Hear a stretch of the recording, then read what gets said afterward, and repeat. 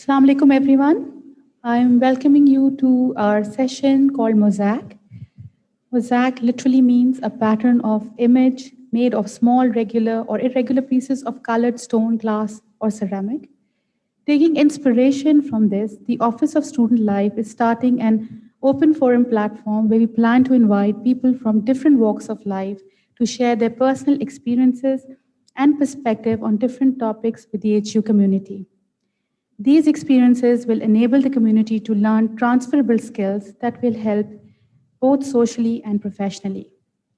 In the first of our sessions, we have invited Dr. Massimo Rameoli, Assistant Dean, School of Arts, Humanities, and Social Sciences, and Assistant Professor, Social Development and Policy.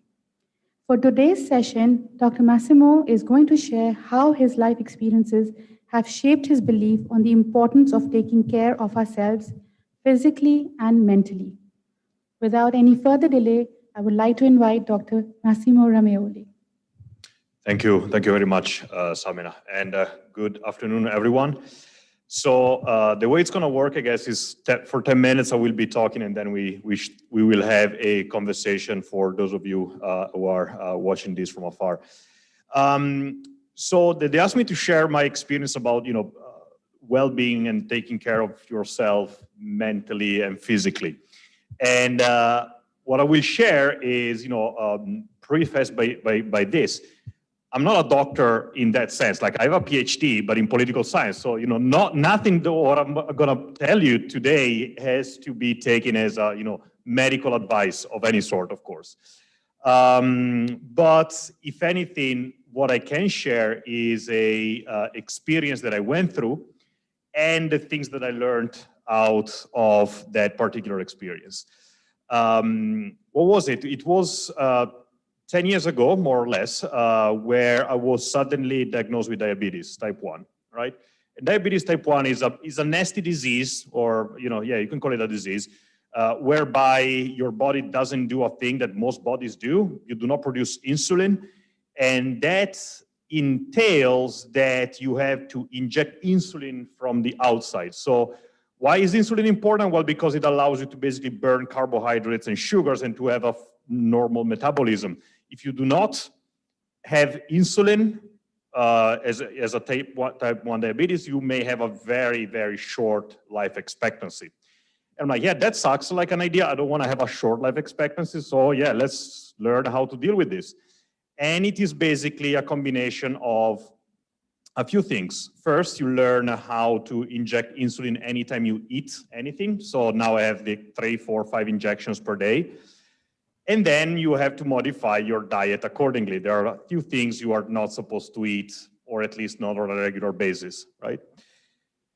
And on top of that, you have to learn of taking care of yourself, of your body, of your metabolism, of your physical well-being, right? And that was an interesting learning experience. Once I passed the first phase of like, oh my gosh, what I'm gonna do now? What is my life gonna look like? You are suddenly made aware of something, that either you do this for yourself or nobody's gonna do it for you. Nobody's gonna come after you and check in whether you're injecting yourself insulin. Nobody's gonna come after you and say, how many grams of pasta are you eating? How much junk food are you allowing yourself to eat in a week? You have to do that all by yourself. And it was quite an interesting reminder. I don't think I ever abused myself in any sort of way, right? It's not I use drugs or anything like that. But there is a different sense of appreciation that you develop once you're like, okay, in order to prolong my life, I need to do X, Y, and Z. And that's a powerful motivation behind it. So something that I have never considered a part of my vocabulary, which is taking care of myself. I never thought in those terms. I ate, I played basketball, I went out with my friends, and I studied and I worked, and that's great. But after diabetes struck, it kind of switched a little bit, modified things to an extent. And I'm like, now the very sentence, take care of yourself, has a different meaning, has a different connotation to it. And of course, I'll be happy to, go maybe a little bit into the details of what it means, right? Not to produce insulin, your body is defective in that way, and it doesn't do that thing. And what are the, implications of doing that for your daily life? But that's an interesting thing here. When you may wonder, okay, Massimo, what does it mean actually to take care of yourself? What is the to-do list of things that you would recommend us to do? And yes, I can give you a to-do list, but I would rather give you a rule of thumb, a heuristic device, so to speak, to go along. We all have friends. I mean, most of us, I guess, have more than one friend, right? I mean, we are lucky, especially in a university environment, classmates and whatnot, people outside the university, of course. And we are quite aware of what a good friend looks like a good friend, or how he or she behaves. There are certain things that we can say, yeah, that's a good friend. And this person most likely is somebody who has our care in her or his best interest. So that a good friend is somebody who advises you, perhaps, to do certain things like study, relax, sleep well, eat well, exercise. Because we understand that this person, this friend of ours, has really our care and interest in his or her heart. We also know there are like some trivial companions that are not so good for us, right? Let's keep tomorrow's class. Let's, stuff our mouth with fries or what have you, right? There are all sorts of things that not so good friends may suggest us to indulge in. And I'm like, we recognize that in friends. We can discern and discriminate that's a good friend, that's a bad friend. Now, the very simple solution for taking care of yourself mentally and physically is to behave towards yourself as a good friend would do. It's very simple. A good friend will tell me, eat salad. A good friend will tell me, sleep at least 8 hours per day. A good friend will tell me, prepare properly for the exam. And it doesn't mean these are all things I want to necessarily do, but I understand that it is in my interest that this friend is suggesting me, encouraging me to do the following. And therefore, I'm like, why are we so good at being friends to other people, but not so good to be friends towards ourselves? And I'm like, yeah, the moment I'm like, okay, probably it's time to, be a better friend for me, things improved, I have to say. And then perhaps we can go a little bit into the details of that as the conversation goes along. I think I managed it in 7 minutes, Sabina, which is remarkable given my, Rita is laughing, yes. Usually I speak way longer than that. Hello, I am not. So yeah, without further delay, please, over to you, Sabina. So, Dr. Massimo, when this pandemic spread, and I'm sure your physical activity or your you were not able to participate in those things. So, how did you manage to take care of your physical and mental health during this pandemic time? So, because I'm so old, and if you could see my white beard here, okay, you would realize that. You learn to know yourself a little bit better. And I know the things that I like to do. And I know the things that are good for me. And because of diabetes, but also because I like doing it, I know that, for example, physical exercise is a must. And the moment that COVID basically put us in a lockdown, I'm like, I'm not going to have a gym. So I called a metal worker and I asked him to put in my house a few gym stuff, like a pull-up bar and some dips bar, and nothing too fancy. I mean, it's not proper gym equipment, but it's enough for me to say, Massimo, doesn't matter what happens in this COVID. What you can control is 1 hour of your day, you go there and start doing push-ups. It's easy. While you do push-up, is not fun. It's very exerting, it's very fatiguing, it's very tough. But once you're done, your body rewards you amazingly. You have all these going around. And I know it. And therefore, I'm like, I could stay on the couch, but my better friend tells me, go out, go to your living room, not out, and start exercising. That's one thing. The other thing I did, for example, is I have quite severe dietary restrictions. I know what those are. So now you're going to take care very carefully of what you're going to eat. It's like, you know, when you go on a date and you prepare everything fine, I'm like, yeah, I'm going to do that twice a day for myself, as if I had a good friend that wanted to have dinner and lunch with me. And I'm Italian. It's very easy for me to enjoy food. So I sit down, tablecloth, right? A proper bottle, a proper first course, second course, and I prepare that thing. It helps. And third, I'm a bit of a nerd, okay? I wanted for the longest time to learn more about Joseph Stalin. I know, why not learning about the genocidal Russian dictator? But I'm like, yeah, let's do this. So I know that it's going to be good for me, right? A good friend would tell me, read some more history about, USSR. And that's what I did. It was 3 months of that. Was it fun? Probably not. I was, by myself for 3 months in an apartment, not the greatest thing. But I knew I could basically hang out with a friend because I was treating myself as one, right? And that helped. And I didn't go nuts. So that's a plus, I guess. That took care of your mental health as well, yeah? Look, I'm not that kind of doctor, of course, but we have really to understand that there is a super tight correlation. Actually, they're completely intertwined in one another. The way you treat your body, your mind will react accordingly. If you treat your body if you treat your body badly, your mind will also be treated badly. I'm sorry, if you go on sleep deprivation, what do you think your mind the next day will act like? If you never do the things that you're supposed to do as a human being, eat well, move, enjoy each other's company. These are all physical things we do that have an immediate impact on mental health. I have a very small anecdote on this. I've never been depressed or clinically depressed, but you can have your bad days. You can be very sad sometimes, right? And maybe somebody who's listening may have faced depression. And I remember when I was younger, still nowadays a little bit, I listened to a heavy metal band called Korn. They are from California. Rita? Yeah. I saw them live in Italy in 2002. It was the most violent event ever I participated. I remember it was nuts, okay? And their lead singer is this guy called Jonathan Davis. He was like, yeah. Which one is your favorite song? Can I ask you, Rita? Yeah. So Jonathan Davis is this uber, stereotypical rock star.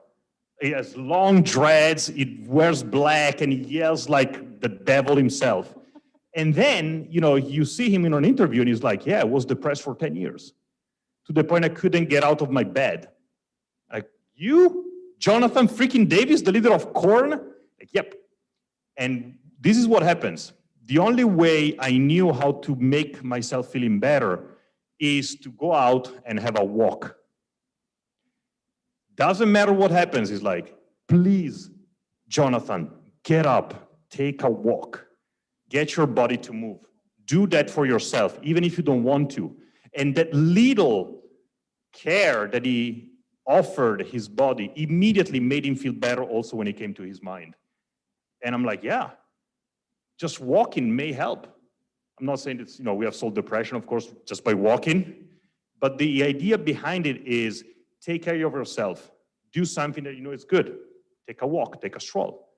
And your mind will immediately recognize that and appreciate that and be thankful to what you want to do, right?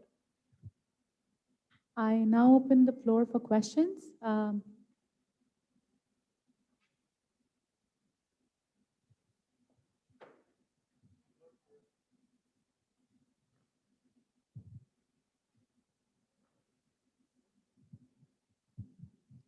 Right.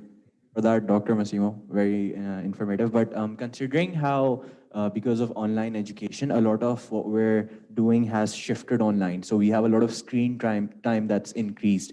How do you think that has affected the physical and mental being of students or people in general? It has affected it negatively. But Yeah.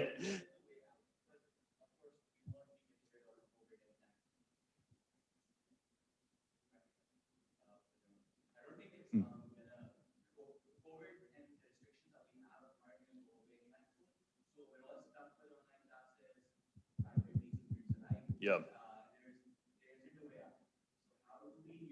Considering the increased screen time, how do we find a way to balance this? Because we're doing assignments online, we're taking classes online, and at the end of the day, there's not a lot of time left for physical activity.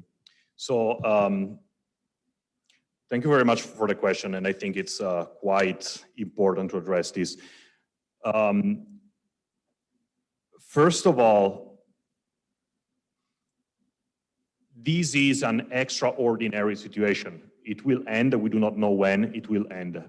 At the moment, of course, we are facing more constraints than opportunities under this situation, right?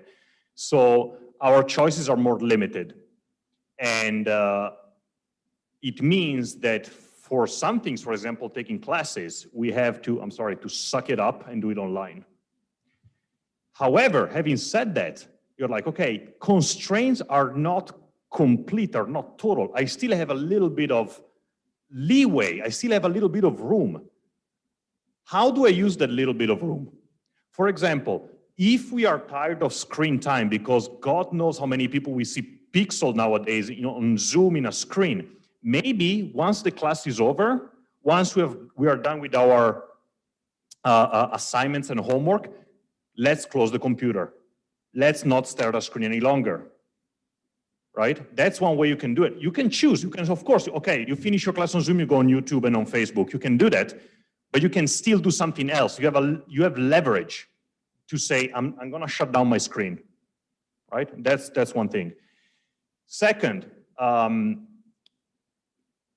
doing physical activity is very difficult, and I know that I speak from a point of privilege because I have no kids, I have nobody in my house. I could run if my house was big enough and nobody would care, okay? And I could devote an entire room just to be my workout room. Gosh, am I privileged? Of course. At the same time, where there's a will, there's a way. You don't need a gym or a swimming pool to exercise. You may need only the space of a yoga mat. You may ask, I grew up in Italy with my brother, we share the same room, okay? Maybe you have siblings sleeping with you. But I'm sure you can find a way to say, hey, brother, hey, sister, can you leave for like half an hour and let me do my yoga thing here? That's not impossible. I think half an hour can be carved out of our day. And it is a moment you have to think of, now I'm going to take care of myself. And it is my moment to be very friendly towards me. Is it easier than without COVID? Absolutely not, Kazi. I'm with you there. Our choices have been restricted, but they haven't been taken completely away from us. We can still do things. Any more questions? Not really. Yep.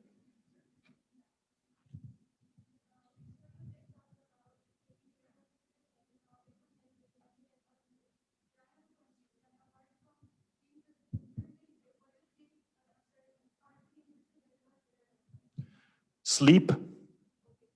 I'm not sleep. Jesus, Lord, it's so good to sleep. And I'm saying this because there is actually, academic literature coming out. And they say that basically sleep is one of the most powerful PEDs, performance-enhancing drugs. There are amazing things that happen to your brain if you take care of your sleeping part of the day. 8 hours is okay. Just make sure that you are actually asleep for 8 hours. Don't let you spend 8 hours in bed checking Facebook. That doesn't work. But one thing, Anna, which is very easy, go to bed early, wake up early, try to be in cycle with nature. Why do we call it midnight?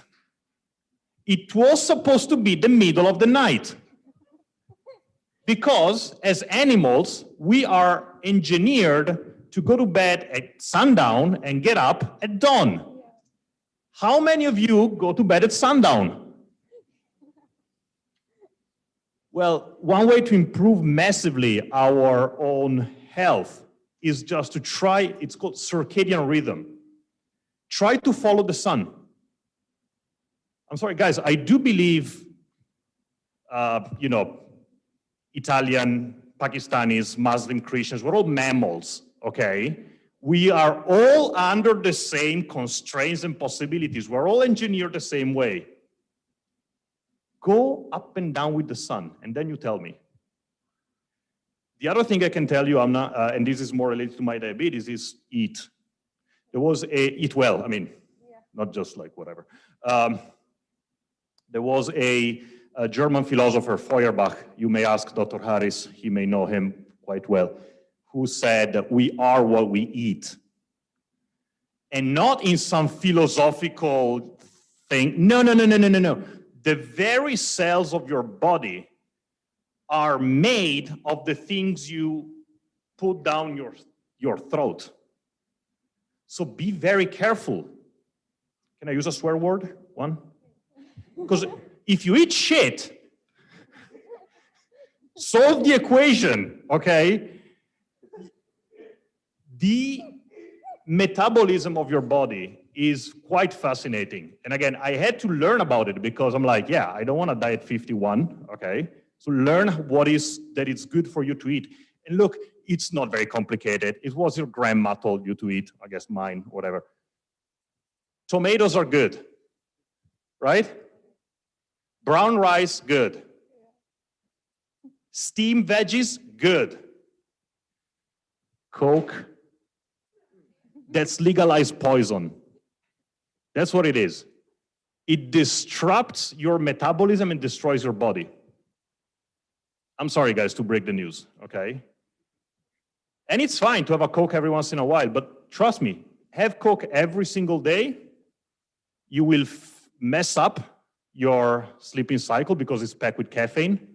You inject a lot of sugars, and sugars in your body put enormous stress on your liver, and there is no vitamins, no nothing. It's just empty calories that you get in. And those calories are not burnt because the only way to burn the calories of a Coke is to run a series of 100-meter dash for 20 minutes. Do you do that after a Coke? No, it means it becomes fat. Bad fat, actually. So Amna, eat well and sleep. It's even more important than exercising, actually. Those are the two main things. Thank you for the example, Dr. Massimo. So following this question, I would like to ask, would you say that it is not possible for someone who is physically unfit to be mentally fit? Define physically unfit. Physically unfit, let's say a good diet, like a weight, extra weight, and okay. Yeah. In my view, they quite go hand in hand, if not in the short term, at least in the long term. And especially, look, you're not going to experience this because you're all beautiful 20-year-olds. And then once you start progressing, right? And inshallah, you will die at 182, right? You see how your metabolism changes. And it becomes harder and harder to take care of your body. Now, do everything you can in order to be active, in order to take care of yourself. And there are very strong correlations between, those symptoms that you have mentioned, lack of activity and whatever else, and mental health. So that would be my recommendation, right? Try. Keep yourself active. How old are you now? 21. 21, okay. At 21, you can run like a freaking deer, okay? You should say, 20 years from now, when I'm gonna be 41, I'll be running as a freaking deer, still, right? And I'm sure you're gonna be better off as opposed to say, I'm just gonna go sit and khalas. Like, I remember once, when I was younger and more stupid, I used to run a lot. I was living in a place in America called Syracuse, which is just green hills. It's a terrible place in so many ways, but you can run very easily there, okay? And I remember I was waiting for my Friday or Saturday because that's when I had enough time to do a long run. A long run for me then was like 22, 23 kilometers, okay? At least 2 hours of running. Why was I looking forward to that? Because as you run, you suffer like hell. Like it's not pleasant. But the moment you stop, take a shower, and then you sit and you have a wave of endorphins throughout your body, you cannot experience anywhere else. It's an amazing feeling. I mean, I'm sure you guys have done some sports in your life, right? How do you feel after a good shower, after you've worked out for like an hour, or you have played cricket or what have you? It feels good. Why? Because you're treating yourself with care. That's what it is. And your body's like, thank you. Let me high five you now. That's how it works.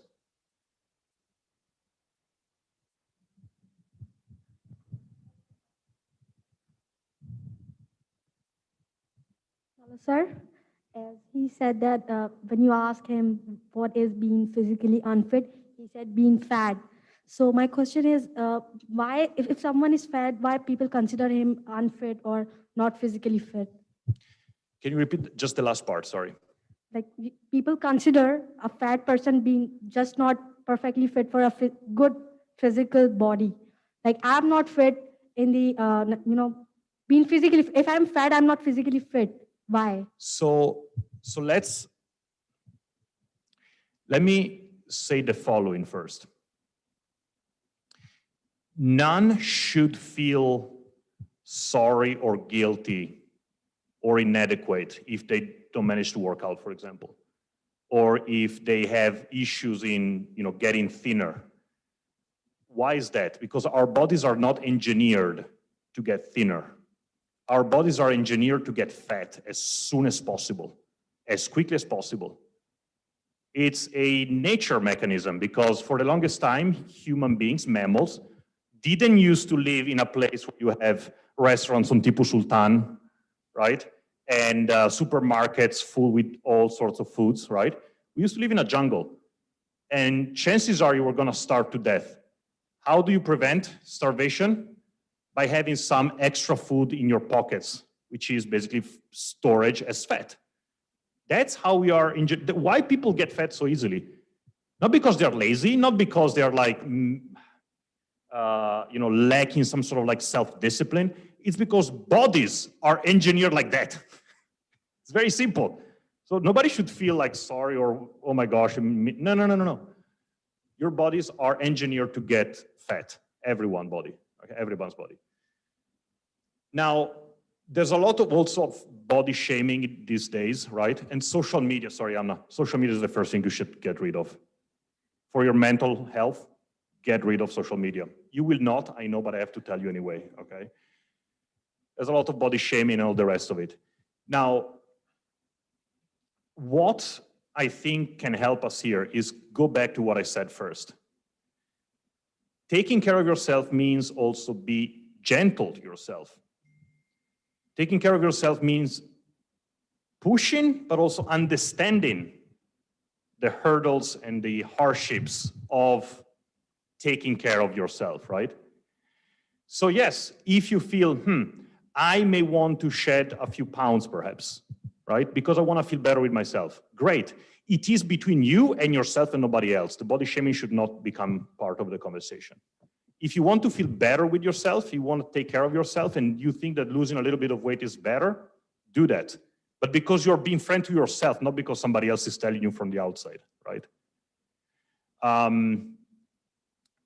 Having said that, I'm not sure, because again, I'm not that kind of doctor. I do not know exactly what it means to be fit, quote unquote.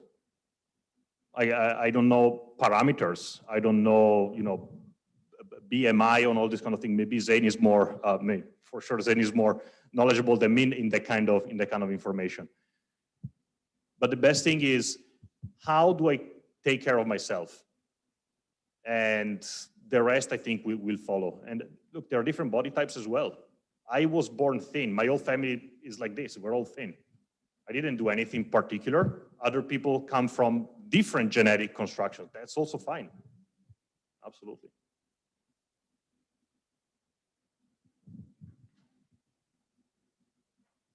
Okay, we have a question from one of our attendees on Zoom. She's asking how to deal with post-traumatic stress. Boy, for that, I'm totally inadequate to answer the question. I can tell you what I did, but this is just my experience, and it's not supposed to be a recommendation for our friends at home. Like everybody, you go through life, and sometimes bad things happen, and bad things could be like real post-traumatic, post-stress, PTSD, right?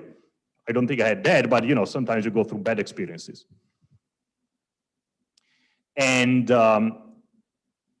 one thing that I did was precisely to trick my mind via doing things with my body that I knew I liked. So I know, it's convoluted, but I'm gonna explain. Like, you are completely floored, okay? Life has basically taken a baseball bat and slammed it into your ribs. And you're like, how do I recover from this? There are many things you can do. I chose one amongst others, which is like, I know a few things about myself. I like mountaineering, and I like to trek. I'm feeling very bad now, but I'm gonna go to the mountains and I'm gonna trek. And I'm gonna do that because I know that down the line, just like the endorphins that are released after a long run, I will be better. I will feel better. The problem is not solved, but I am better, which is already something, okay? So basically what I did was that for the longest time, I was very down period. And I'm like, I have wanted for the longest time to go a mountain which is located in Patagonia. Yeah, southern Argentina, close to Antarctica. And I have savings on the side. I could take a flight. It was pre-COVID. So I took a flight. I went to Argentina. And I trekked for 12 days. And when I was doing this, it was absolutely bad. It was really, because it was PTSD, right? I was not happy. I was sad 24/7. You have these obsessive thoughts populating your mind. You never get rid of them. And you wake up and you think about that, and you go to sleep and you think about that, and then you dream about that. It's terrible. 12 days like that. But what did I do? I walked a lot, and my body loved it, even though it was not telling me that, but I knew I was doing something good to me. And two, I saw some of the most beautiful mountains of my life, together with Karakoram. I want to be honest, because of course, northern Pakistan is, something to behold. And when I finished, after those 12 days or something, my body felt much better just because of all the physical activities. And suddenly, my memory was populated by beautiful images of beautiful mountains. And I'm like, yeah, my problems are still here, but am I doing better? Yes. And definitely, I'm doing better as opposed to stay home, sitting on my couch, watching YouTube clips. But you have to find out what is it that in your case is the equivalent of trekking and watching mountains. It could be anything else. It could be painting, it could be reading, it could be go out with friends. I don't know. That's why you have to start exploring who you are, to get to know who you are. Like, you are here in the university because you are studying how to know things. Don't think that yourself is any different. You have to study yourself as you study any other subject. Who the heck am I? What do I really like to do? Yeah, it doesn't come, like, I was already 30-something, right? It doesn't come immediately. You have to. But yeah, it's basically, a good friend would have told me, Massimo, go out, trek, and walk a lot among beautiful mountains. That will make you feel better. And I'm glad I listened to that friend of mine. It was here, like, yeah, I'm gonna do that. I know it's gonna be good. So I have one more question. So when you were diagnosed with diabetes, okay, it must have been a very big trauma, kind of. Yeah. How would you get out of bed, like, would push yourself to do better? I don't want to sound cliche, Rita. When I was diagnosed with diabetes, I was about to die, right? So the fact that I was not dead was definitely a plus. Like, how to get out of bed? I mean, the fact that I can ask the question is awesome, okay? That I can actually get out of bed if I want to. basically I had a pulmonary embolism, which is a clot of blood that got stuck in my lungs and wouldn't allow oxygen to go to the brain, right? So it was a little nasty, but anyway, at the end of the day, I'm here, so all good. And actually, when they were like, yeah, Massimo, this happened because of various issues with your metabolism, particularly you have diabetes type 1. I'm like, okay, what is that? Because I had no idea what it was diabetes, nothing at all. And I'm like, okay. I mean, it's not in life you get to choose. Sometimes in life, I don't want to use another word here, S happens, and you just do it. I mean, did you sign a contract when you were born? It's like, everything is gonna be awesome from now on forever. Nobody signed that. It's part of life to go through bad moments. And you're like, yeah, it's awesome. I'm alive, great. I will learn how to deal with this.